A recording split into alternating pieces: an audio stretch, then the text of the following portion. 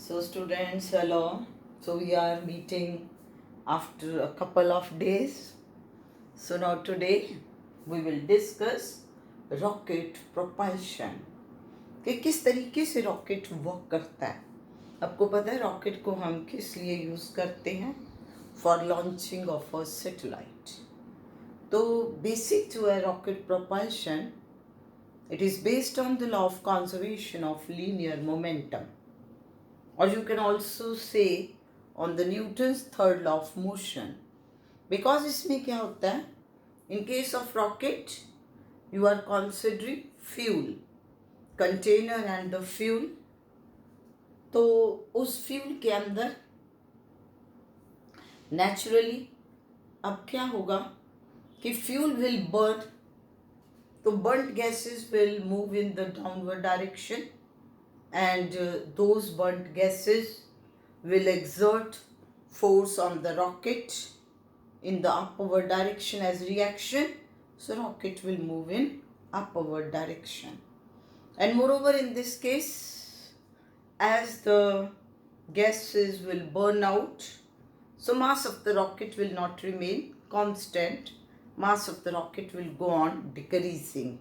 So naturally accordingly that velocity with which rocket is moving in upper direction, that will also going on increasing.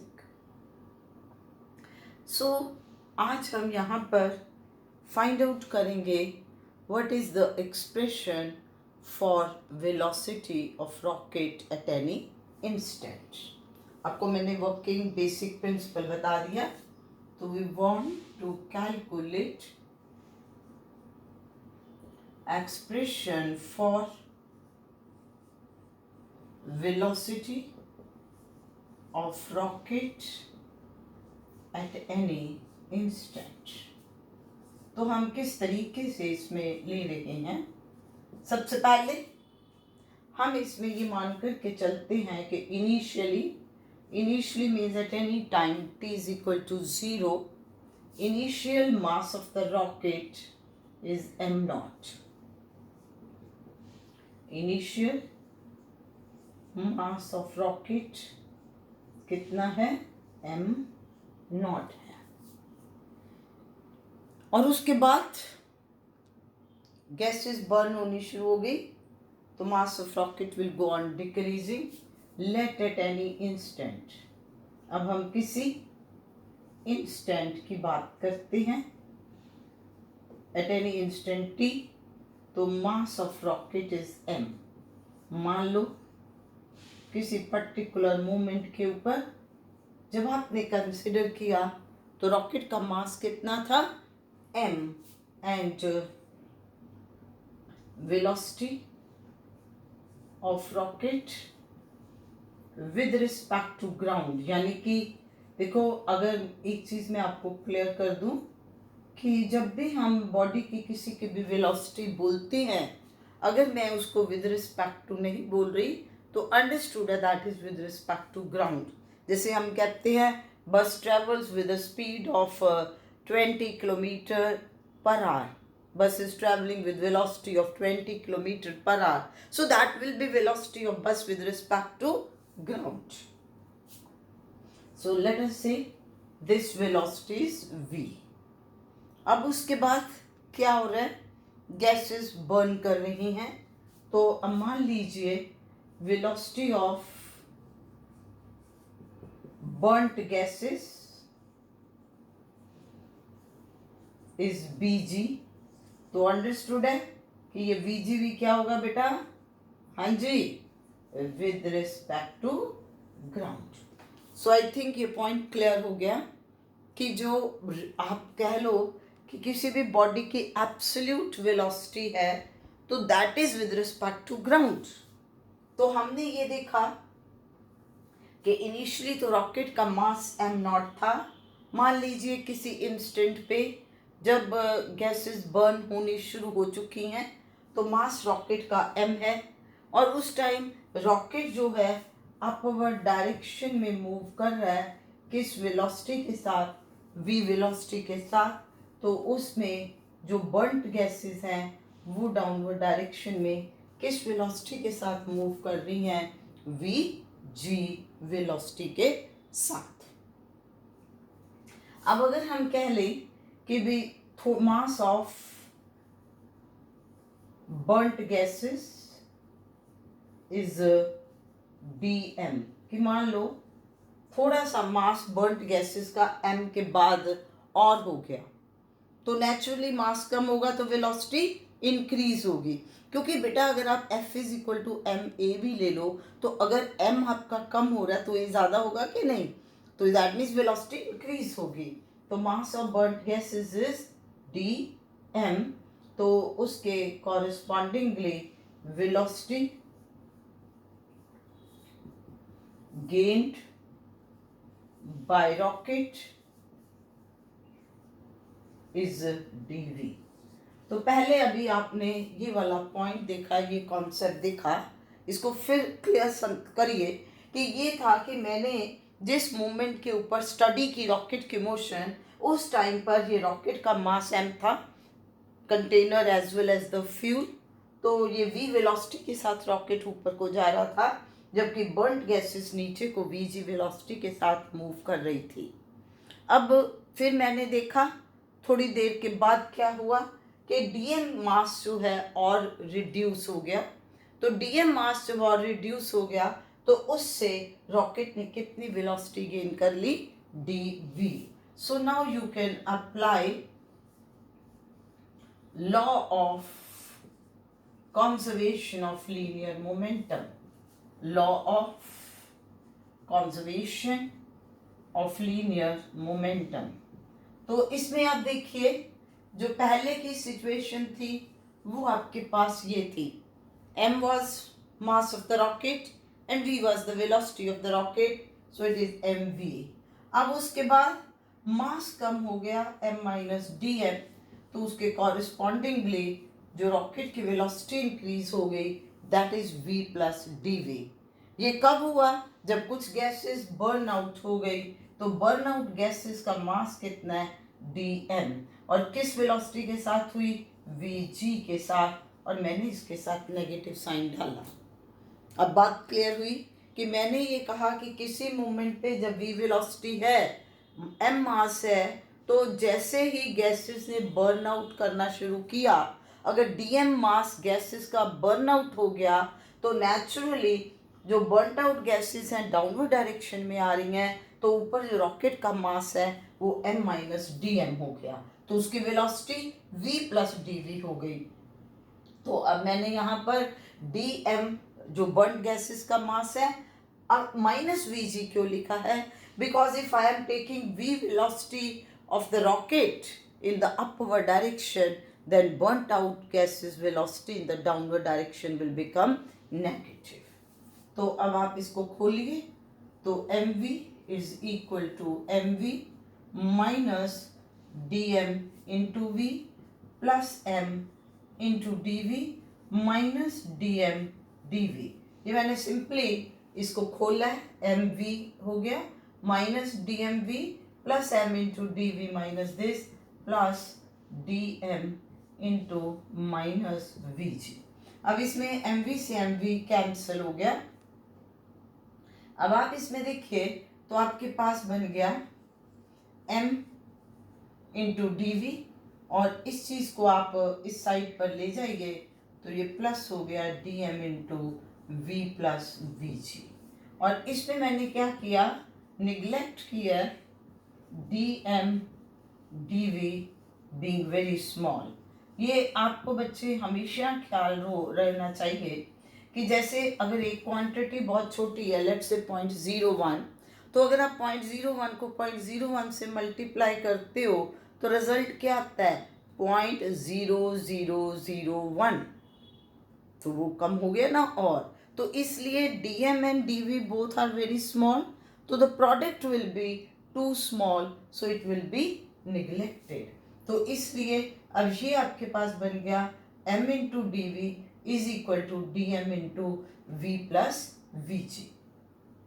अब आप ध्यान से देखिए, अब मैं नेक्स्ट स्टेप में क्या कर रही हूँ कि अब आप अगर बेटा इसमें ये लेना चाहो relative velocity of burnt gases with respect to rocket. अब ध्यान से देखिए, मैंने तुम्हें कहा है कि you have to consider relative velocity of burnt gases with respect to rocket. अब बेटे दोनों के absolute values पता है, v and vg, and both are in opposite direction, तो relative velocity opposite directions में क्या हो जाती हैं, add up हो जाती हैं. तो relative velocity of burnt gases with respect to rocket will become vg plus v, and we call this as equal to u. ठीक हो गया. तो दैट मीन्स मैं अब यहाँ पर क्या लिख सकती हूँ, m into D V is equal to U into D M. पर मैंने इसके साथ ये माइनस का साइन जोड़ दिया. अब वो क्यों जोड़ा, क्योंकि आपने ले लिया बेटा relative velocity of burnt gases with respect to ground, तो ये नेगेटिव साइन क्या बता रहा है, हाँ जी, नेगेटिव साइन इंडिकेट्स दैट कि जो बर्न्ट गैसेस की रिलेटिव वेलोसिटी है u, that acts in the downward direction. तो आप अब इसमें बच्चे ले चुके हो, क्या ले चुके हो कि upper direction velocity is positive, तो जो भी वेलोसिटी नेगेटिव डाउनवर्ड डायरेक्शन में होगी वो क्या आएगी, नेगेटिव आएगी. सो इन चीज़ों को ध्यान में रखना है. Velocity is a vector quantity, तो आपको इस पॉइंट को लेकर के चलना है.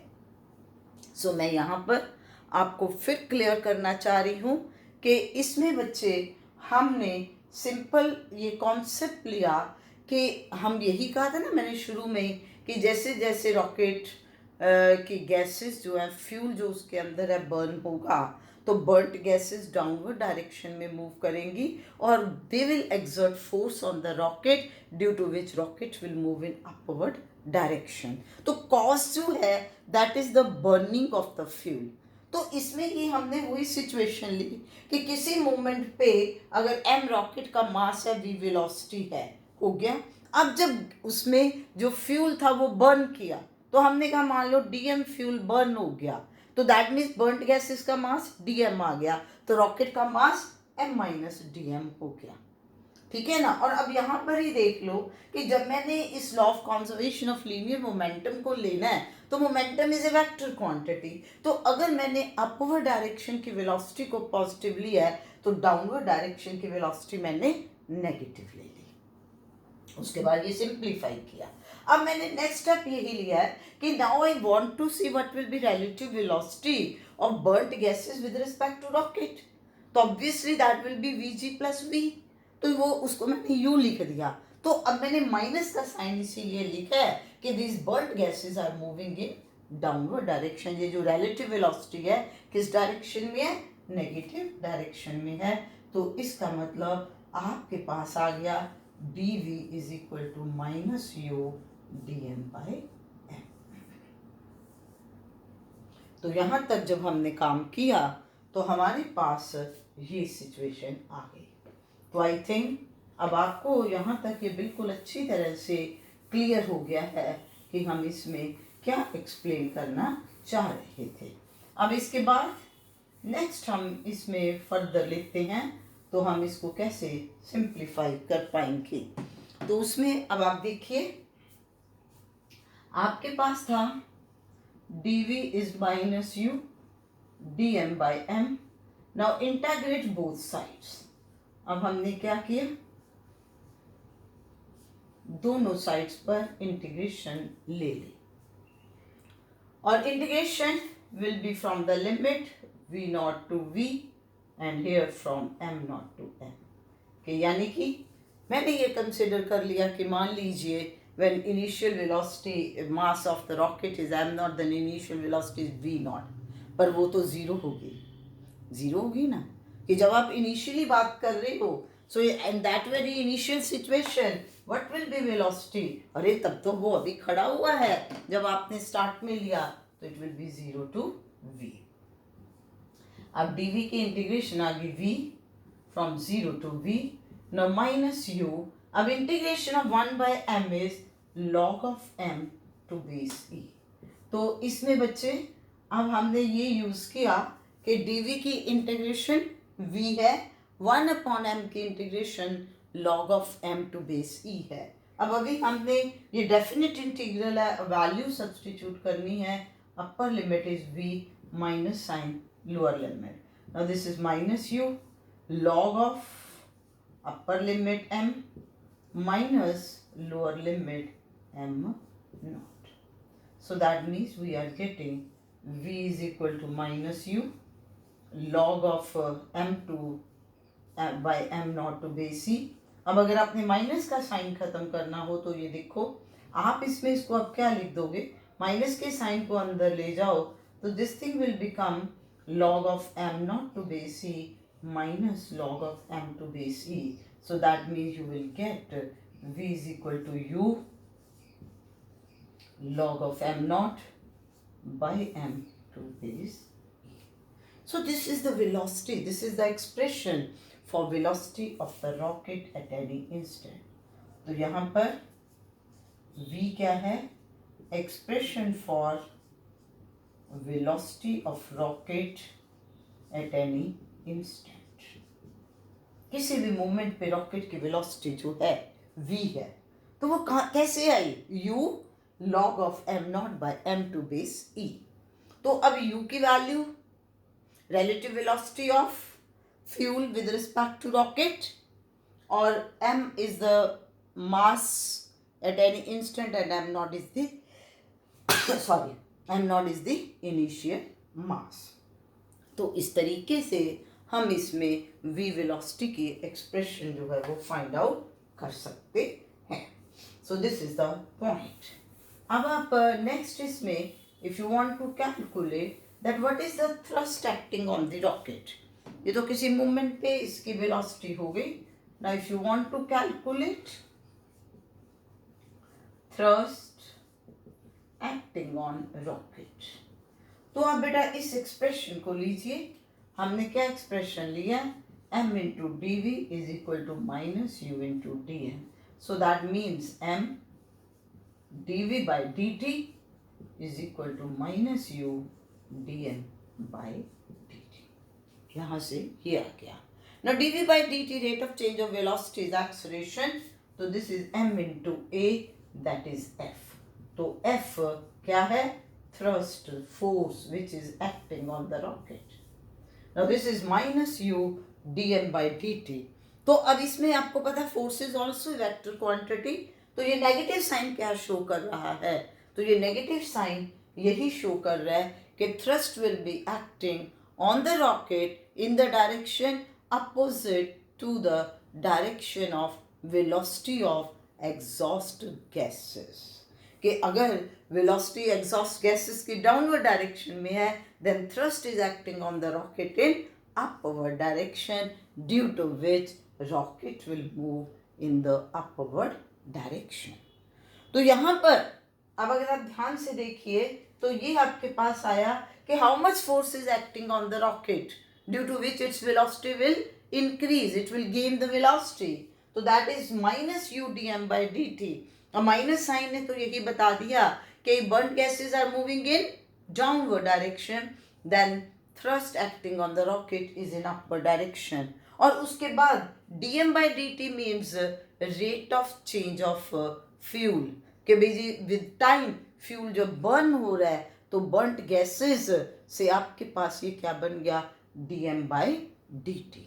So this is a problem about rocket propulsion. तो बेटा आपको ये 3 मार्क्स में आर्टिकल आ सकता है कि you derive the expression for velocity of rocket at any instant, और उसके साथ साथ ये भी पूछा जा सकता है कि what will be thrust acting on the rocket. तो इसमें ये सारा, और आई थिंक आपको बड़ी अच्छी तरह से ये सारे पॉइंट्स क्लियर हो गए हैं. अब इसमें हम एक न्यूमेरिकल प्रॉब्लम लेते हैं. Now what is the problem concerning this rocket propulsion? A rocket burns 0.5 kilogram of fuel per second. 0.5 kilogram of fuel per second, ejecting it as gases with velocity of 1600 meter per second relative to the rocket. Relative to the rocket. How much force is exerted on the rocket? How much force is exerted on the rocket? Calculate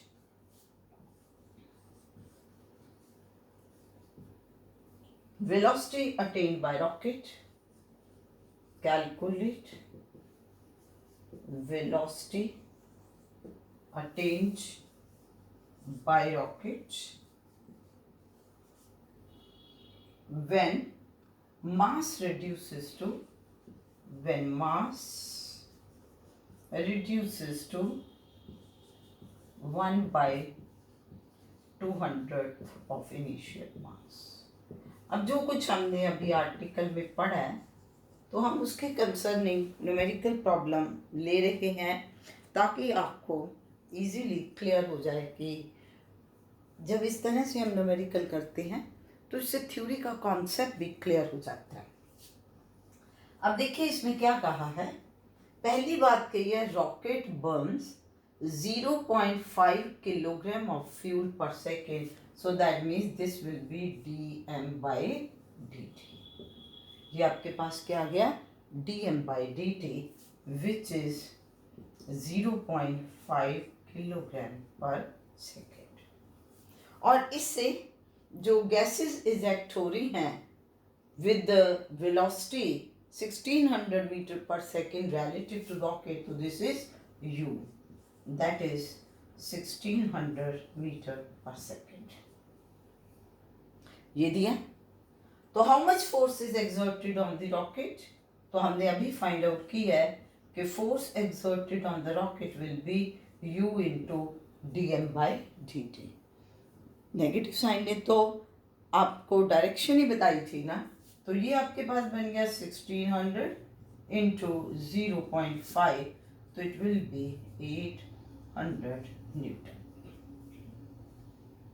उसके बाद second देखिए कि calculate velocity attained by rocket when mass reduces to 1/200 of the initial mass, so that means m/m0 किसके बराबर है 1/200।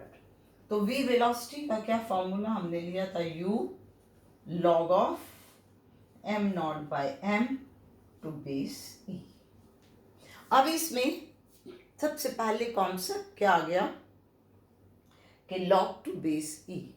बेटा जो आपके पास हमारे पास जो टेबल है log tables, that is corresponding to common logarithm. Common logarithm means log to base 10।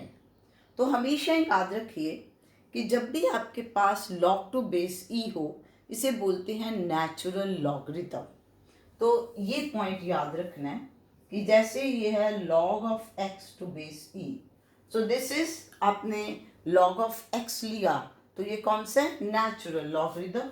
तो जब आप इसको टू बेस 10 कन्वर्ट करना चाहते हो तो ये बनेगा। तो ये चीज ध्यान रखिए कि whenever we have to shift from natural logarithm to common logarithm, तो we have to multiply by 2.3026।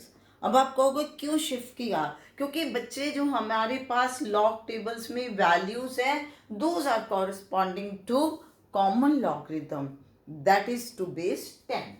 तो इसका मतलब सबसे पहली चीज तो मैं यहाँ ये लिख लूंगी 2.3026 u log of m0/m to base 10। अगर कुछ भी नहीं यहाँ लिखा तो अंडरस्टूड होता है दैट इज टू बेस 10। तो अब इसका मतलब ये बन गया 2.3026 u की वैल्यू हमें दी हुई है दैट इज 1600। नाउ लॉग किसका लेना है? अब आपके पास m by am not is 1/200, तो m नॉट बाई m कितना हो गया? 200। तो नाउ इट इज 2.3026 इंटू 1600। अब log ऑफ 200 इज 2 पॉइंट, और आपको पता है कि 2 का आप जब लेते हो ये आपके करेक्टरिस्टिक और मेंटिसा पार्ट, तो दैट इज 3010। तो ये आपके पास आ गया। और अगर आप इसे सिंप्लीफाई करते हो तो this comes out to be 8.48 into 10⁻³ metre पर सेकेंड, और यू कैन से 8.48 किलोमीटर पर सेकेंड। तो आज हमने इस लेक्चर में, इस वीडियो में क्या सीखा? हमने इस वीडियो में सीखा how working of rocket takes place, और उसके बाद हमने सीखा how we can calculate velocity gained by rocket up thrust exerted on the rocket by burnt gases. So that's all in this video. So बेटा please पूरी video देख लिया आपने, अच्छी तरीके से अंडरस्टैंड कर लिया. So now you comment in the comment box. So that is, what is the basic principle of rocket propulsion? So you have to give in comment box basic principle of rocket propulsion. So please subscribe the channel, press the button so that you get the information, intimation about next video. So you were waiting for 2 days, कर रहे थे ना 2 दिन से wait कि अरे नई video नहीं आई. सो इसलिए अगर आप सब्सक्राइब कर देंगे चैनल तो you will get certainly notification for the uploading of next video. So thank you. Like and subscribe the channel. Thanks a lot.